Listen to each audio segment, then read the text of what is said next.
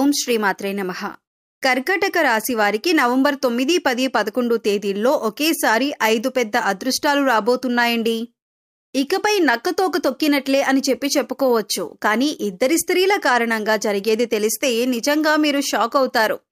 ఈ యొక్క రాశి వారికంట ఈ వీడియో పడింది అంటే కనుక అదృష్టంగా భావించి మీకు జరిగే నష్టాలేంటి, ఆ స్త్రీలెవరు, మీకు కలిసొచ్చే అదృష్టాలేంటి, ఆ అదృష్టాలు దక్కించుకోవాలంటే మీరు ఏం చేయాలి, ఇటువంటి పూర్తి వివరాలనేవి ఈ వీడియోలో మీకోసం క్లియర్గా వివరించటం అయితే జరిగింది. కాబట్టి వీడియోని ఎక్కడా కూడా స్కిప్ చేయకుండా చివరి వరకు చూస్తేనే మీకు పూర్తి వివరాలనేవి తెలుస్తాయి.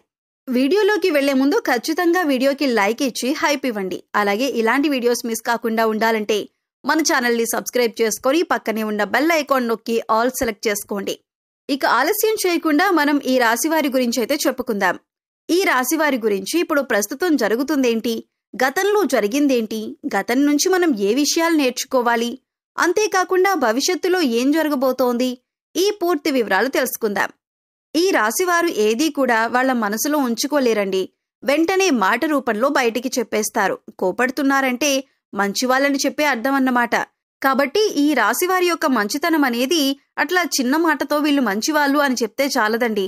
వారితో ఎవరికైతే బంధం ఉంటుందో వారికి నిజంగా తెలుసు వారెంత మంచివారు అని చెప్పి. వాళ్ళ కోపం, ఆవేశం ఎందుకు వస్తుందంటే ఎంత కష్టపడినా కూడా చేతిలో ధనం అనేది కాస్త తక్కువగా నిలబడుతుంది. ఒక్క మాట గుర్తుంచుకోండి, మన సంతోషం మనలోనే ఉంటుంది. ఈశ్వరుడు మనలోనే ఉన్నాడు. ఎప్పుడూ దూరపు కొండలు నునుపు అని చెప్పి మన ఇంటి పక్కన ఉన్న గుడికి వెళ్లకుండా ఎక్కడో ఒక శ్రీశైలానికి, ఎక్కడో కాశీకి వెళ్లి మొక్కాల్సిన అవసరం లేదు. మన ఇంటి పక్కన లేదంటే మన ఇంట్లో ఉండే దేవుడికి మొక్కినా కూడా అదే పుణ్యం వస్తుంది. అంతేకాకుండా కాశీకి వెళ్లి డబ్బులు ఖర్చు పెట్టుకుని అంత చేసుకున్నా కూడా అదే పుణ్యం వస్తుంది. ఇక మీకు కలగబోతున్న ఒకేసారి 5 అదృష్టాలేంటో చెప్పమంటారా? 1. ఫస్ట్ అదృష్టం వచ్చేసి మీరు మీ యొక్క వ్యక్తిగతమైన మార్పుని మీరు మార్చుకోవాలనుకుంటున్నారు. ఇది మొదటి అదృష్టం. అనవసరమైన విషయాల నుంచి నేను బయటపడాలి, నా మనసుని ప్రశాంతంగా ఉంచుకోవాలి అనుకుంటున్నాను, నేను ఆనందంగా గడపాలి అనుకుంటున్నాను అని చెప్పి మీలో మీరు ఒక కొత్త మార్పుని తెచ్చుకోవాలని అనుకుంటున్నారు. ఈ మార్పు రావటం దైవ సంకల్పం. అది మీరు అనుకుంటే వచ్చేది కాదు, భగవంతుడు అనుకుంటే వచ్చేది. అలా భగవంతుడు అనుకున్నారంటే కనుక ఆ యొక్క ఈశ్వరుని అనుగ్రహం మీ మీద పడిందని చెప్పి అర్థం. ఇంతకంటే అదృష్టం ఏముంటుంది చెప్పండి? ఇది మొదటి అదృష్టం.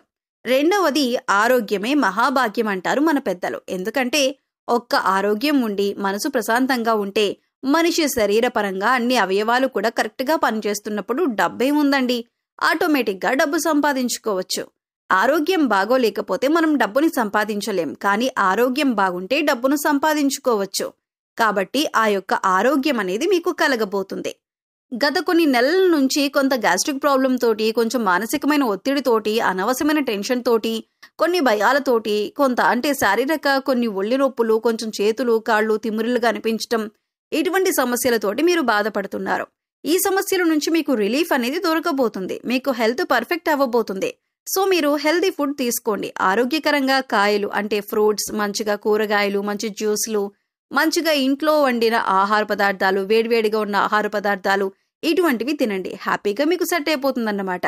ఇది రెండవ అదృష్టం. ఇక మూడవ అదృష్టం వచ్చేసి మీ యొక్క వృత్తి యందు మీరు లాభాలను చూడబోతున్నారు. ఇంతవరకు కూడా ₹1 పెట్టిన దగ్గర ₹1 మీకు లాభం వచ్చి ఉండొచ్చు. కానీ ఇక నుంచి ₹1 పెట్టిన దగ్గర ₹10 లాభం రాబోతుంది. ఆకస్మిక ధన లాభం రాబోతుంది. కానీ ఇక్కడ మీరు గుర్తుంచుకోవాల్సిన విషయం ఏంటి అంటే కనుక కష్టే ఫలి అన్న మాటను గుర్తుంచుకోండి. ఎంత కష్టపడతారో అంత కష్టానికి తగిన ప్రతిఫలం అనేది వస్తుంది. మీరు కష్టపడకుండా నేను కూర్చుంటే నాకు అనుకూలమైన టైం వచ్చింది కదా, నాకు వచ్చేస్తాయి డబ్బులని చెప్పి అనుకోవద్దు. కష్టపడితేనే మీకు ఆదాయం అనేది వస్తుంది. మీరు ఆశించిన దానికంటే రెట్టింపు వస్తుందన్న విషయాన్ని గుర్తుంచుకోండి. ఇక 4వ అదృష్టం ఏంటి అంటే గనక మీరు మీ యొక్క జీవితంలో ఏదైనా సాధించాలని చెప్పి అనుకున్నారో, అంటే ఏ స్థాయి అయితే మీరు కోరుకున్నారో ఆ స్థాయి అనేది మీకు రాబోతుందన్నమాట. మీరు మీ యొక్క వృత్తి యందు నాకు ఇంత టార్గెట్ ఉంది, ఈ టార్గెట్ని నేను రీచ్ అవ్వాలి. ఇప్పుడు ప్రతి ఒక్కరూ కూడా బిజినెస్లో నేను ఇది రీచ్ అవ్వాలి అని చెప్పి పెట్టుకుంటారు. అలా ఆ టార్గెట్ని అయితే మీరు రీచ్ కాబోతున్నారన్నమాట. అంటే మనం ఎంత చేసినా కూడా మనం కోరుకునే స్పాట్ ఒకటి ఉంటుంది. ఆ కోరుకునే స్పాట్ని చేరుకుంటేనే మనిషి సంతోషంగా ఉండగలుగుతాడు. ఆ స్పాట్ అయితే మీరు చేరుకోగలుగుతున్నారు. ఇది 4వ అదృష్టం. ఇది డెఫినెట్గా కలుగుతుంది మీకు. ఈ యొక్క మంత్ ఎండింగ్కి కానీ లేదంటే డిసెంబర్ 1st వీక్కి కానీ మీకు డెఫినెట్గా జరుగుతుంది. ఇది 4వ అదృష్టం. ఇక 5వ అదృష్టం ఏంటో చెప్పమంటారా? కుటుంబ పరంగా ఒక రకమైన ప్రశాంతకరమైన వాతావరణం. ఇప్పటి వరకు కుటుంబంలో కొన్ని డిస్టర్బెన్స్, ఒకరినొకరు అర్థం చేసుకోకపోవటం, ఒకరి మధ్య ఒకరు గొడవలు, ఒకరికి కోపం వస్తే మరొకరు రెచ్చిపోవటం, ఒకరు రెచ్చగొడితే ఇంకొకరు బాగా ఆవేశంతో ఊగిపోవటం, గొడవలు, చికాకులు, ఇబ్బందులు, సమస్యలు, కుటుంబ పరంగా ఇంటికి వెళ్తే మనశ్శాంతి లేదు, ఇంట్లో ఉన్న వాళ్ళ ఆడవాళ్ళకు కూడా మనశ్శాంతి ఉండదు. ఇటువంటి సమస్యలతోటి ఉన్నవారికి కుటుంబపరమైన వాతావరణం అయితే అనుకూలం కాబోతుంది.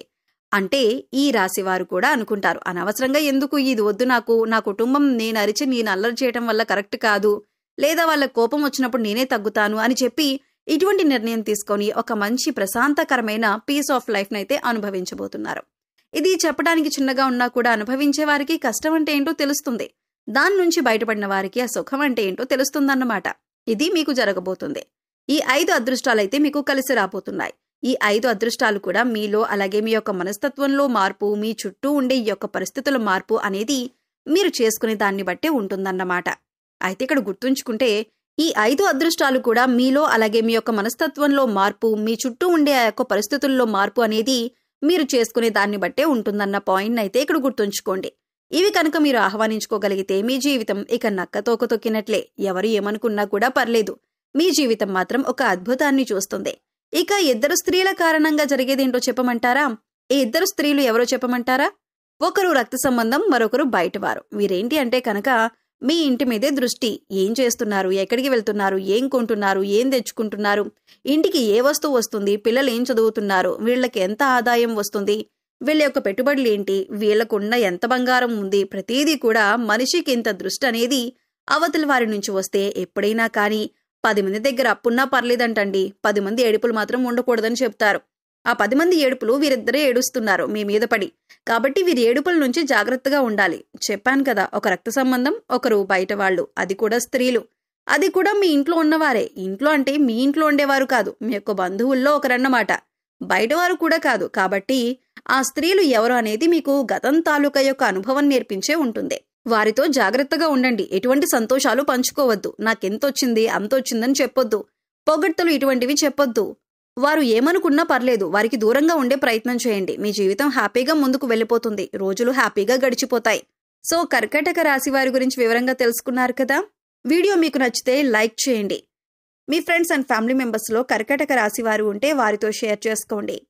అలాగే ఇలాంటి వీడియోస్ మిస్ కాకుండా ఉండాలంటే మన ఛానల్ని ఇప్పుడే సబ్స్క్రైబ్ చేసుకొని పక్కనే ఉన్న బెల్ ఐకాన్ నొక్కి ఆల్ సెలెక్ట్ చేసుకుంటే మేము ఇలాంటి వీడియోస్ అప్లోడ్ చేయగానే ముందుగా మీకు నోటిఫికేషన్ వస్తుంది. మరో చక్కటి వీడియోతో మళ్ళీ కలుద్దామండి. ఓం శ్రీ మాత్రే నమః.